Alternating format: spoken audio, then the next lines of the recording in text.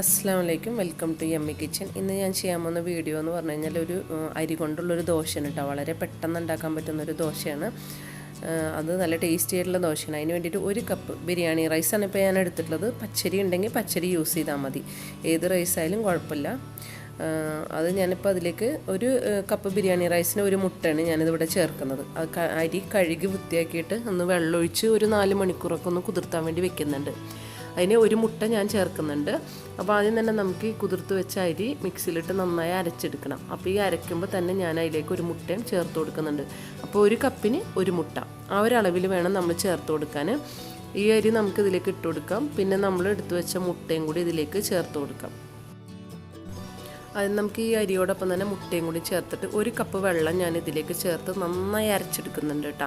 അത് നിങ്ങൾക്ക് ഇനിയിപ്പോൾ കുറച്ച് വെള്ളം ഒഴിച്ചാണ് അരക്കാൻ പറ്റുള്ളൂ എന്നുണ്ടെങ്കിൽ അതിനനുസരിച്ച് കുറച്ച് വെള്ളം ഒഴിച്ച് ആദ്യം അരക്കുക, എന്നിട്ട് ബാക്കി വെള്ളം പിന്നെ ആഡ് ചെയ്ത് കൊടുത്താൽ മതി കേട്ടോ. അപ്പോൾ ഞാനിപ്പോൾ 1 കപ്പ് വെള്ളം ഇതിലേക്ക് ഒഴിച്ച് നന്നായി ഒന്ന് അരച്ചെടുക്കുന്നുണ്ട്. ഇപ്പോൾ നല്ല 1 കപ്പ് വെള്ളം ഒഴിച്ച് നന്നായി അരച്ചിട്ടുണ്ട് കേട്ടോ.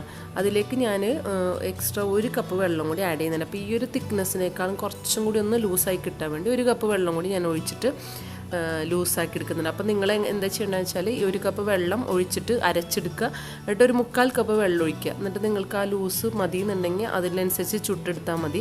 ഞാൻ ആവശ്യത്തിനുള്ള ഉപ്പും കൂടി ഇതിലേക്ക് ആഡ് ചെയ്ത് നന്നായി ഒന്ന് മിക്സ് ചെയ്തെടുക്കുന്നുണ്ട്. ഞാനിപ്പോൾ ടോട്ടൽ 2 കപ്പ് വെള്ളം ഒഴിച്ചിട്ടുണ്ട്. നല്ല തിന്നായിട്ടാണ് എടുത്തിട്ടുള്ളത് ഇതിൻ്റെ ബാറ്റർ. ഇത് നമുക്ക് ചട്ടിയിലൊരു ഇത്തിരി നെയ്യൊന്ന് തടവിയിട്ട് നല്ല ചൂടായിട്ടുണ്ടാവണം കേട്ടോ ചട്ടി. നല്ല ഹൈ ഫ്ലെയിമിൽ തന്നെ ചട്ടി ഓൺ ചെയ്ത് വയ്ക്കുക. എന്നിട്ട് നമുക്കിതുപോലെ ഒരു തവി കോരി ഒഴിച്ച് ചുറ്റിച്ചെടുക്കുക. നല്ല തിന്നായിട്ട് പേപ്പർ പോലെ നല്ല തിന്നായിട്ടാണ് ഇത് കിട്ടുക കേട്ടോ.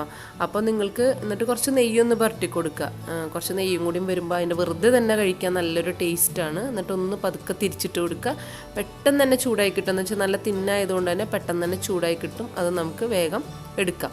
അപ്പോൾ ഇത് വളരെ പെട്ടെന്ന് തന്നെ ഒരു 10 മിനിറ്റിനുള്ളിൽ തന്നെ വേഗം സ്പീഡിൽ നമുക്കിതുപോലെ ചുറ്റിച്ചെടുക്കുക. എന്നിട്ട് ചൂടായി വരുമ്പോൾ ഒന്ന് ഇതായി വരുമ്പോഴത്തേക്ക് നമുക്ക് തിരിച്ചിട്ട് കൊടുക്കാം.